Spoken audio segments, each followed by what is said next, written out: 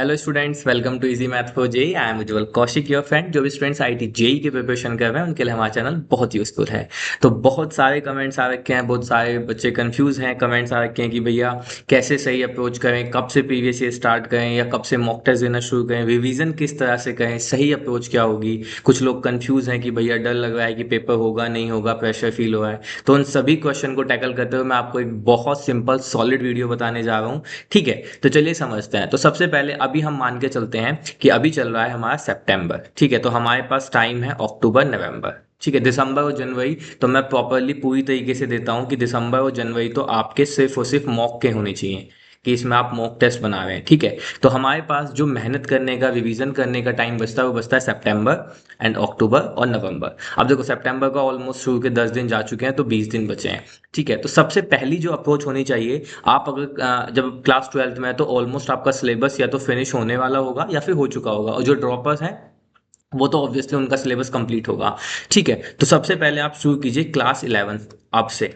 ठीक है, देखो क्लास 11th बहुत जरूरी है। जो भी क्लास 12th में और पहली बार देने जा रहे हैं वो लोग शायद इसकी इंपॉर्टेंस को ना समझे, पर आप अपने सीनियर से पूछ लेना। और जो ड्रॉपर्स हैं बच्चे वो तो जरूर समझते होंगे क्लास 11th कितना इंपॉर्टेंट रोल प्ले करती है। क्योंकि जब आप पेपर देने जाएंगे ना तो 11th और 12th साथ में आएगा। तो होता क्या है, 11th पढ़ी होती है हमने एक साल पहले लगभग। ठीक है, अभी हम फिलहाल 12th पे फोकस कर रहे होते हैं और हमें लगता है कि वो हमने पढ़ रखी है, हम उसको लास्ट टाइम में पढ़ लेंगे। ठीक है, एकदम से एक महीने में कर लेंगे, पर नहीं, ऐसा नहीं होता। एक साल का सिलेबस एक महीने में नहीं हो सकता अगर आपने प्रॉपर रिवीजन नहीं कर रखा है।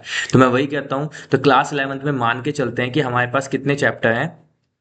क्लास 11th में हमारे पास रफली भी कह 15 चैप्टर हमारे पास हैं। ठीक है, तो आप हर एक चैप्टर को लगभग लगभग 4 से 5 दिन दीजिए। ठीक है, आप लगभग लगभग 4 से 5 दिन दीजिए, 1 या 2 दिन। ऐसा नहीं कि आप डेडिकेटेडली 11th को ही पढ़ो, नहीं, 11th को पढ़ना है। और साथ में मैं यहाँ पे लिख देता हूँ ये क्लास 12th, ये तो आपकी चलती ही रहेगी। क्लास 12 तो रनिंग रहेगी, बट उसके साथ अब आपको एडिशनल क्या करना है, क्लास 11th को भी अपने डेली रूटीन में इंक्लूड कर लेना है। क्लास 11 से परहेज नहीं करना, उसको भी हेलो हाय दोस्ती अब उससे कर लेने की चलो अब मित्र तुम भी आओ, हमारी जो ये नौका, हमारी जो गाड़ी चाहिए, हमारी गाड़ी में चढ़ जाओ, अब क्लास 11th को ही पढ़ते चलना है। तो क्लास 11th में जैसे हमारे पास 15 चैप्टर है, और मान के चलिए कि हम एक चैप्टर में लगभग 4 से 5 दिन देते हैं, क्योंकि बहुत ईजी है। अगर आप मैं कहता हूँ रफली अप्रोक्स 1.5 आवर भी दोगे ना, ठीक है, 1 घंटा 30 मिनट भी अगर आप दोगे, 1.5 आवर भी दोगे, तो इजीली कर सकते हो। तो 25 से 30 मिनट लगेगा आपको कुछ भी चैप्टर की थ्योरी पढ़ने में, क्योंकि आपने वो पढ़ रखा है, तो आप इजीली कर सकते हो। और बचे हुए 1 घंटे 1.25 घंटे में लगाओ उसके प्रीवियस ईयर।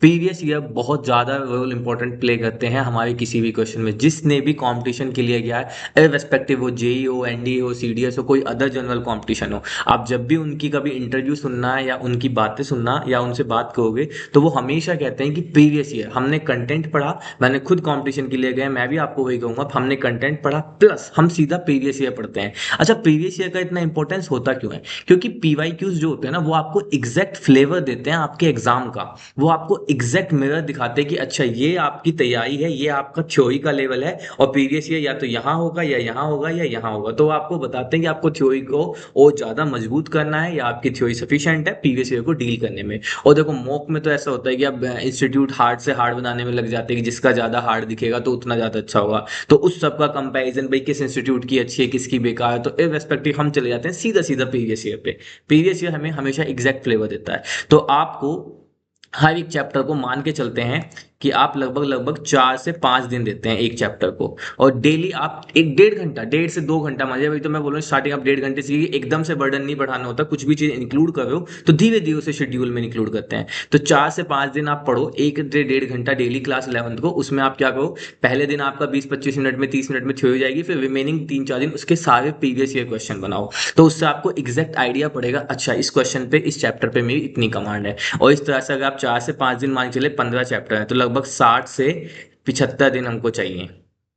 ठीक है, और वहीं हम एग्जैक्ट सही टाइम पे खड़े हैं कि अगर हम सितंबर अक्टूबर नवंबर इन सबको साथ में मिला लें तो हमारे पास तकरीबन 75 से 80 दिन ही हैं। तो इससे क्या होगा कि क्लास 11th जो है आपकी, जब आप नवंबर तक पहुंचेंगे तो आपने क्लास 11th को बहुत अच्छे से पढ़ लिया होगा। अगर आपके पास शॉर्ट नोट्स हैं तो आप शॉर्ट नोट्स रिवीजन भी कर चुके होंगे, और प्लस आपने उसके सारे प्रीवियस ईयर, जो भी प्रीवियस ईयर है, आप देखो एक दिन आपने थ्योरी पढ़ ली, रिमेनिंग 3 दिन क्या है, अगर आप डेली भी 15 प्रीवियस ईयर भी करते हो, 20, तो 60 प्रीवियस ईयर लगभग कर लोगे। और मैंने काफी सारी प्रीवियस ईयर की सीरीज नहीं, मैं बोल रहा हूँ 60 प्रीवियस ईयर काफ़ी होते हैं। हर एक चैप्टर मतलब एक दो चैप्टर छोड़ दीजिए, कॉनिक सेक्शन छोड़ दीजिए, लिमिट कंटिन्यूटी छोड़ दीजिए, इंटीग्रेशन छोड़ दीजिए, बाकी 60 प्रीवियस ईयर बहुत है, आपको एग्जैक्ट 2022-21 तक का फ्लेवर दे देंगे। ठीक है, तो ये इंपॉर्टेंट है। और उसके साथ साथ अब आते हैं क्लास 12 पे।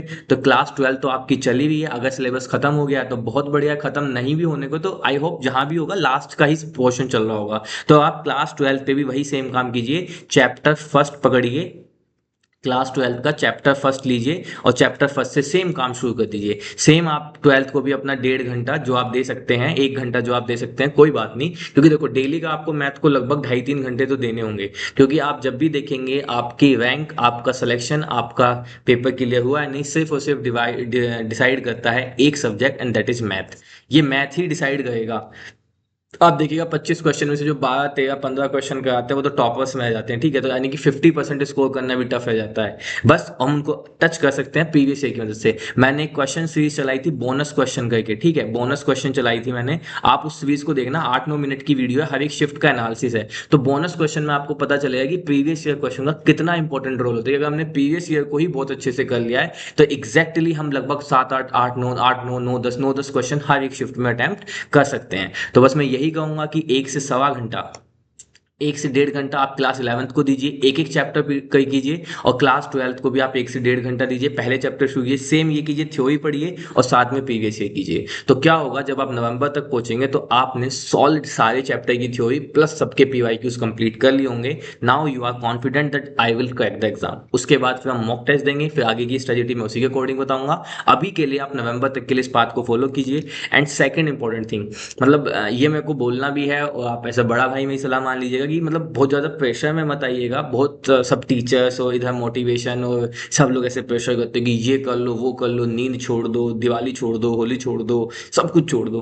कुछ नहीं है, नॉर्मल है, पढ़ाई है, अब तक भी करते आए हो आप, 11 12 तक आगे भी करनी है। और आईआईटी के बाद ऐसा नहीं कि इसको पेपर क्लियर करने के बाद नहीं पढ़ना है, इसके बाद भी पढ़ना है। ठीक है, तो आप अपने आप को एक ऐसा पर्सनैलिटी वाइज ग्रोथ कीजिए कि ठीक है प्रेशर में नहीं आना, बिल्कुल भी नहीं मानना है। ठीक है, यूट्यूब में मतलब हर एक टीचर का काम है यार, जब तक वो लोग आपको प्रेशर में नहीं बोलेंगे तो आप लोग क्यों ही बैच लेंगे, क्यों ही कोर्स लेंगे, क्यों ही पढ़ेंगे, और वो की सच भी है। ठीक है, लेकिन हाँ इतना ज़्यादा भी प्रेशर नहीं ले लेना है, क्योंकि आप एक बात बस में याद रखिए कि वो हर साल सेम बैच में सेम ही बात बोलते हैं कि होली छोड़ दो, दिवाली छोड़ दो, ये छोड़ दो, वो छोड़ दो, ये दिन वो दिन ये कर देना। अगले साल आप कहाँ चले जाओगे उन्हें नहीं पता, लेकिन वो यहीं रहेंगे, आप जैसे ही छोटे भाई बहन आएंगे उनको वो सेम बोलेंगे। वो भी उनका फर्ज है, उनका वो भी काम है, हमारा भी सुनना है, लेकिन सुन के अपना आप पे प्रेशर नहीं ले लेना है। तो इसलिए खुशी खुशी हंसते हंसते स्माइल के साथ पढ़ना है और मजेदार तरीके से पढ़ना है। तो आई होप आज की वीडियो को यहीं खत्म करते हैं। Thank you very much. अगर आपकी कोई भी डाउट है, कोई भी क्वेश्चन है, तो प्लीज़ आप नीचे कमेंट बॉक्स में लिख दीजिएगा। मैं हर एक क्वेश्चन का ऑलमोस्ट रिप्लाई करने की कोशिश करता हूँ, तो मैं कोशिश करूंगा आपके क्वेश्चन को टैकल करने की। So thank you very much, be happy.